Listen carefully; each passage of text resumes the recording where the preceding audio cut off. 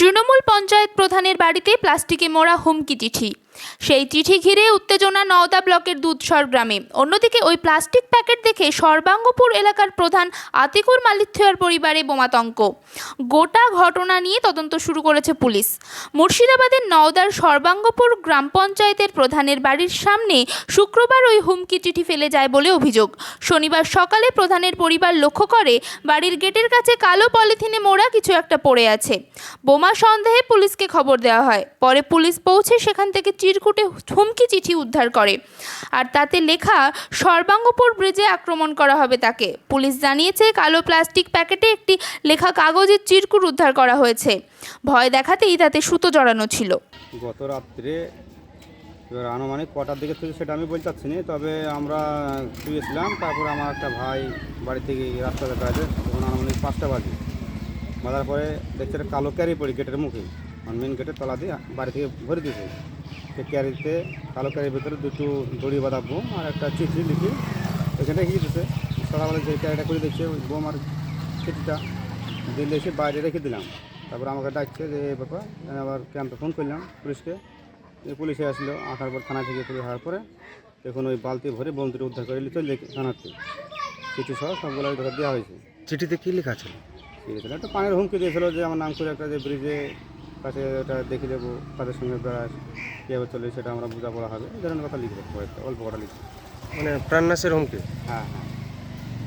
তারপরে তারপর তো ওইটুকু আমরা আত্মতুষ্ট ছিল না বা ঠিক আছে।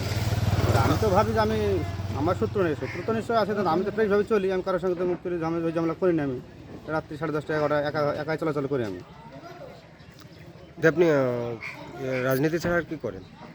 আর এমনি ছাড়া আমি রাজনীতি করি আর চাষবাসে আমার কাছে বেশি চাষবাস করা থাকে। সূত্রতাটা কীভাবে কী মনে করছেন, যে রাজনীতি থেকেই না অন্য? এখন আমি তো সেভাবে সঠিকভাবে বলা যাচ্ছে না, যেহেতু আমি তো সূত্র সেরকম তো আমার চোখে তো নাই।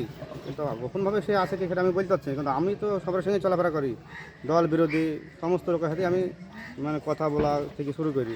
সব জায়গাতে আমি ঠিকঠাকভাবেই চলি, তার সাথে মুখ তুলে তো ঝামেলাও করিনি। ওটা আমি সবার সঙ্গে কথা হয় আমার।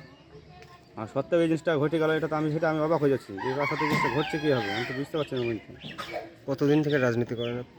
রাজনীতিকালে তো আমি তো সবে শুরু মোটামুটি 2 বছর 2 মাস ধরেন রাজনীতি। আমার তার আগে তো রাজনীতি করতাম না। আমি এবারে সবে শুরু মানে ভোটে দাঁড়িয়েছিলাম আমি। অন্য দল থেকে এসেছেন তৃণমূলে নাকি? না, অন্য দল থেকে না, আমি এই পথ থেকেই যেতাম, টিএমসি পথ থেকে। না না, তার আগে কি অন্য দল না, করতেন? আমি না অন্য দল করতাম না। সে আগে আমরা করতাম কংগ্রেস আমলে, সে অনেকদিন পর। তারপর টিএমসি আসে, সেই দলই করার পরে টিএমসি থেকে আমি মানে প্রথম ভোটে দাঁড়িয়ে প্রধান? হ্যাঁ, প্রথম ভোটে দাঁড়িয়েছিলাম।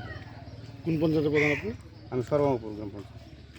এই যে আপনাকে হুমকি চিঠি বা সুতো বম দিয়ে করছে, তাতে আপনি তো আতঙ্কে আছেন। আতঙ্কে সে একটু তো মানুষ থাকলে একটা আতঙ্ক সেরকম হবে।